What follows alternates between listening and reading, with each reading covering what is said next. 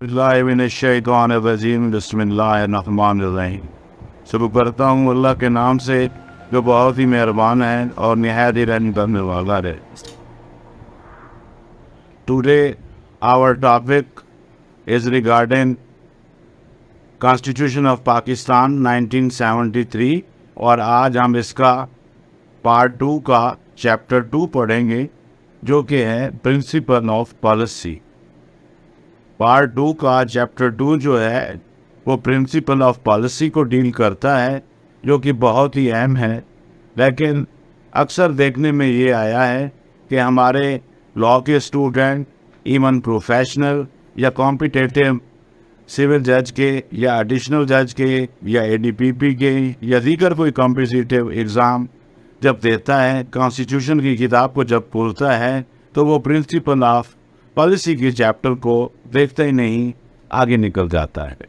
इससे पहले वो फंडामेंटल राइट्स को देखता है, शुरू के कुछ कॉन्स्टिट्यूशन के जो आर्टिकल हैं उनको देखता है, उसके बाद वो प्रिंसिपल ऑफ पॉलिसी का जैसे चैप्टर सामने खुलता है तो उससे आगे निकल जाता है। लेकिन दोस्तों ये बात नहीं है। आज हम प्रिंसिपल ऑफ पॉलिसी का जायज़ा लेते हैं कि ये कितना अहम है। ये कॉन्स्टिट्यूशन में ये गवर्नमेंट का मैनिफेस्टो, गवर्नमेंट का मंशूर बताता है।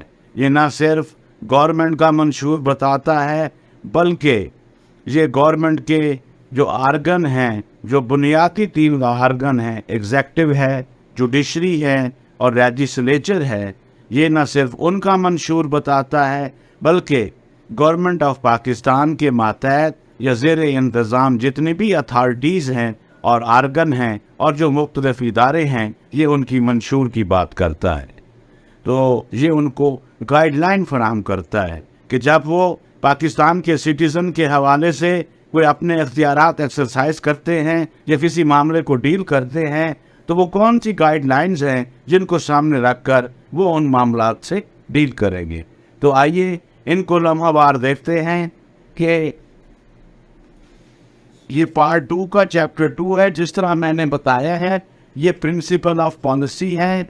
ये आर्टिकल 29 से लेकर article 30 of the constitution of Pakistan, ये 29 से 30 ये आर्टिकल डील करते हैं प्रिंसिपल ऑफ पॉलिसी को। तो इसका आर्टिकल 29 जो है वो है प्रिंसिपल ऑफ पॉलिसी। तो हम देखते हैं कि प्रिंसिपल ऑफ पॉलिसी दरअसल है क्या। ये वो प्रिंसिपल ऑफ पॉलिसी को सिंपली अगर हम देखें तो ये वो प्रिंसिपल्स हैं, ये वो गाइडलाइंस हैं जो ना सिर्फ हुकूमत बल्कि जिस तरह मैंने पहले कहा है कि हुकूमत के जो मेन 3 आर्गन हैं, एग्जेक्टिव है, जुडिशरी है और लेजिस्लेचर है, और इसी तरह दीगर वफाक के ज़ेर इंतज़ाम मुख्तलिफ अथॉरिटीज़ हैं, जब वो अपने या किसी प्रोविंशियल इदारा है, अगर कोई प्रोविंशियल इदारा है, अगर वो अपना कोई इख्तियार इस्तेमाल करता है किसी भी शहरी के हकूक़ के हवाले से, तो उसके लिए उसको यहाँ से गाइडलाइन मिलेगी, इस चैप्टर से गाइडलाइन मिलेगी। और ये कॉन्स्टिट्यूशन की स्कीम बताता है, ये गवर्नमेंट का, ये स्टेट का ऑब्जेक्ट बताता है, उसके फंक्शंस बताता है, उसका एम बताता है कि what is the object of government, what is the aim of government. तो आइए इसके अगला आर्टिकल देखते हैं, वो है article 30, responsibility in respect of principle of policy. तो आर्टिकल 30 उससे अगला जो आर्टिकल है 39 के बाद वो ये बताता है कि ये रिस्पॉन्सिबिलिटी क्या होगी प्रिंसिपल ऑफ पॉलिसी के हवाले से।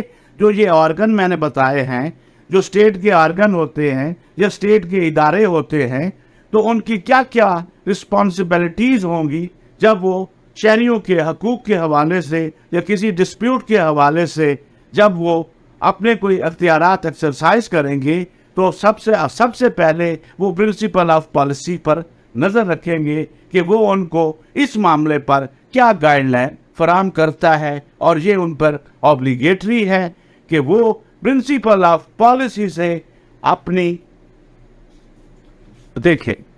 अगला आर्टिकल है article 31, Islamic way of life. इसमें ये शुरू होता है कि स्टेट शैल रिस्पॉन्सिबल, के हुकूमत जिम्मेदार है कि वो ऐसा माहौल प्रोवाइड करेगी, वो अपने लोगों के लिए एक ऐसा माहौल प्रोवाइड करेगी, एक ऐसा एटमॉस्फेयर क्रिएट करेगी जिसमें अपना वो इस्लामिक वे ऑफ लाइफ बगैर किसी खौफ खतर आसानी से गुजार सकते हैं और अपनी ज़िंदगी इस्लाम के ऐन मुताबिक गुजार सकते हैं। उससे अगला है आर्टिकल 33। आर्टिकल 32 है, आर्टिकल 32 है promotion of local government institution. तो ये भी अगले आर्टिकल ये बताता है कि state shall responsible and state shall ensure to promote the local government institution. इसका मतलब ये है कि इख्तियारात को निचले सतह पर मुंतकिल किया जाए ताकि अवामी नुमाइंदे फिनेंशियल मैटर्स में, कानून साजी के मैटर में, जो कि लोकल गवर्नमेंट लोकल बॉडी की हद तक है, उसमें उसकी शिरकत हो सके और आवाम को ना सिर्फ कानूनी मामलात में बल्कि इंतज़ामी मामलात में और चंद एक फिनेंशियल मामलात में भी उनको अख्तियारात निचले सतह तक जब मुंतकिल हो जाते हैं तो उनके लिए वो ज़्यादा सूदमंद साबित होता है, बजाय इसके कि तमाम तर अख्तियारात का मंबा पार्लियामेंट हो, क्योंकि वहाँ हर किसी आम आदमी की पहुँच नहीं है। लेकिन इसके बरअक्स एक आदमी बड़ी आसानी से अपनी यूनियन कौंसिल तक, अपने वार्ड तक, अपने काउंसलर तक, अपने चेयरमैन तक बआसानी रसाई हासिल कर सकता है। तो इसलिए ये स्टेट पर लाजिम करार देता है कि वो सोशल इंस्टीट्यूशन को, लोकल गवर्नमेंट बॉडीज़ को इंश्योर करेंगे, इनको प्रमोट करेंगे। अगला आर्टिकल है article 33, Partial and other similar prejudices to be discouraged। कि जितने भी prejudices हैं, ये बायस हैं, इनको डिस्करेज किया जाएगा, क्योंकि इसमें रेशियल वो भी डिस्क्रिमिनेशन आ जाती है, इसमें सेक्टेरियन डिस्क्रिमिनेशन आ जाती है, ये भी प्रेजुडिस शामिल है। तो लिहाजा इन तमाम बातों की खातिर ये स्टेट के जितने भी इदारे हैं, जब वो अपने मामलात को इंसानी हकूक़ के हवाले से या किसी दीगर मामले के हवाले से देखेंगे तो इसको मद्देनज़र रखेंगे कि वो किसी भी रेशियल या सेक्टेरियन प्रेजुडिस से असरअंदाज नहीं होंगे, बल्कि इससे बालातर होके काम करेंगे। तो अगला जो है आर्टिकल, ये बहुत अहम है, article 34 full participation of women in national life. ये भी स्टेट पर ऑब्लिगेटरी करता है ये आर्टिकल कि state shall ensure and state shell create different aspects wherein full participation of women in national life can be easily possible। तो ये article दरअसल औरतों के हकूक़ के हवाले से बात करता है कि औरतों को तमाम इदारों में और तमाम अथॉरिटीज़ में, बल्कि तमाम नेशनल स्फीयर ऑफ लाइफ में उनकी फुल पार्टिसिपेशन होनी चाहिए, हत्ता कि उनको पार्लियामेंट में भी नुमाइंदगी मिलनी चाहिए। इसके अलावा आर्टिकल 35 है प्रोटेक्शन ऑफ फैमिली ETC।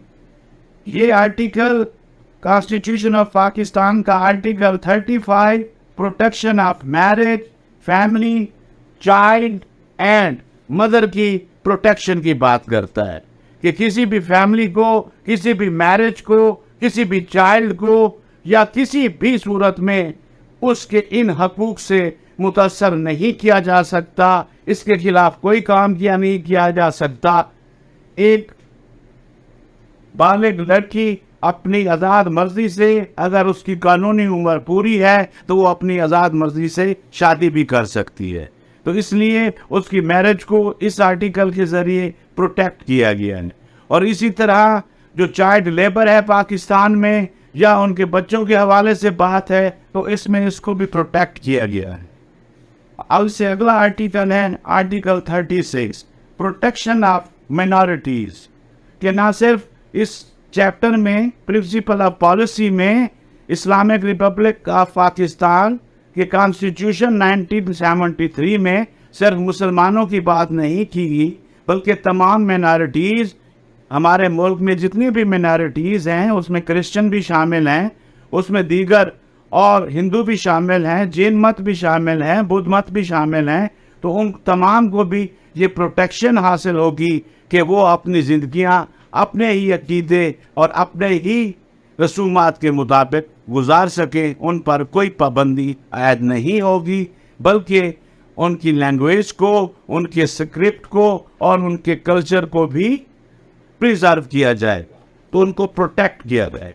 इससे अगला जो आर्टिकल है दैट इज़ वेरी इम्पोर्टेंट, क्योंकि इसके हवाले से CSS में और PMS में और सिविल जज साहब के एग्ज़ाम और ESJ के एग्ज़ाम में भी इसके कई बार इस पर एक अलहदा ऐसे आया है, और मल्टीपल चॉइस क्वेश्चन के तो बेशुमार क्वेश्चन हैं जो चैप्टर 2 प्रिंसिपल ऑफ पॉलिसी में से बनते हैं।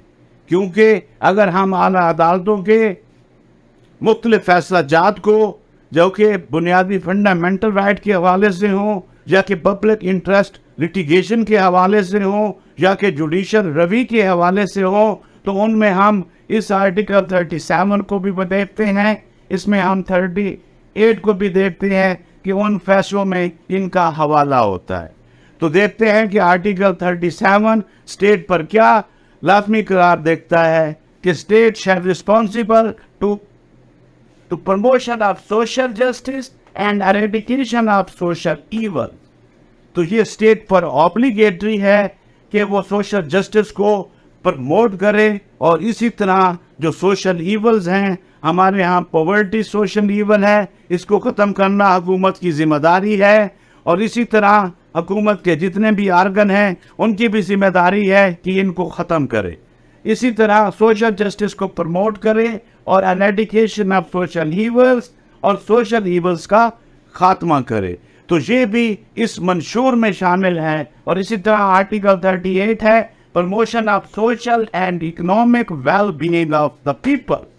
That is very important article, because promotion of social and economic well-being of the people, notwithstanding his race, his religion, rather all people की बात की गई है। promotion of social and economic well-being of the people, इसमें बात की गई है कि हुकूमत ऐसे इक़दामात करेगी और उसके जो आर्गन हैं वो अपने ऐसे इक़दामात करेंगे जिसमें promotion of social and economic well-being of the people होगा। इस तरह हमने देखा है कि आल्दो कि प्रिंसिपल ऑफ पॉलिसीज़ के मैटर्स को किसी अदालत में चैलेंज नहीं किया जा सकता, लेकिन बहुत से मुकदमात अदालती नज़ीर इस पर मौजूद है कि अगर कोई ऐसी पॉलिसी जो कि किसी फंडामेंटल के खिलाफ हो, किसी शहरी के फंडामेंटल के खिलाफ राइट की खिलाफ वर्जी कर रही हो, तो फिर पब्लिक इंटरेस्ट लिटिगेशन में